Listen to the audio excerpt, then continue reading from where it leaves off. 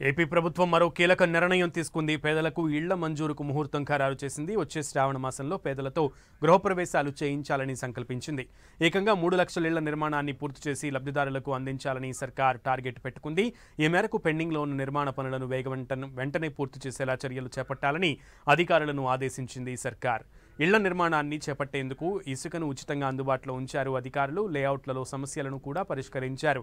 కూటమి సర్కార్ అధికారంలోకి వచ్చిన 13 నెలల్లో 2,30,000 గృహ నిర్మాణాలు పూర్తయ్యాయి. రూప్ స్థాయిలో 87,000 ఇళ్లు, లింటెల్ స్థాయిలో 1,20,000 ఇళ్లు ఉన్నాయి. ఇక బేస్మెంట్ స్థాయిలో 50,000 ఇళ్లు ఉన్నాయి. మిగిలిన వాటికి పునాది కూడా వేయలేదు. వాటిని కూడా పూర్తి చేయించడానికి అధికారులు ప్రణాళిక రూపొందించారు. ఇప్పుడు సర్కార్ ముహూర్తం ఫిక్స్ చేయడంతో వాటిని యుద్ధ ప్రాతిపదికన పూర్తి చేసే పనిలో పడ్డారు అధికారులు. కేంద్ర ప్రభుత్వం పేదలకు గృహ నిర్మాణం కోసం ఒక్కో ఇంటికి 1,50,000 చొప్పున అందించింది. గ్రామీణ ప్రాంతాల్లో వారికి ఉపాధి హామీ పథకం కింద మరో 30,000 రూపాయలు ఇస్తోంది.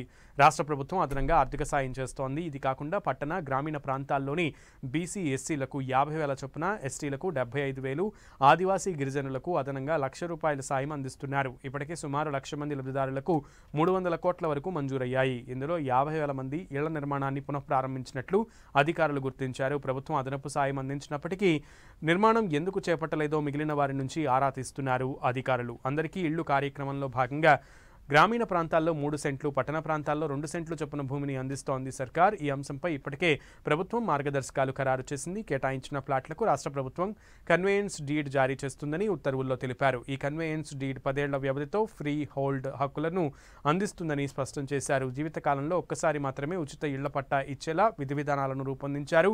ఇంటి పట్టా ఇచ్చిన 2 ఏళ్లలోగా గృహ నిర్మాణం చేపట్టాల్సి ఉంది. బీపీఎల్ కుటుంబాలకు దిగువ ఉన్నవారికి మాత్రమే ఇంటి స్థలం ఇవ్వనున్నారు.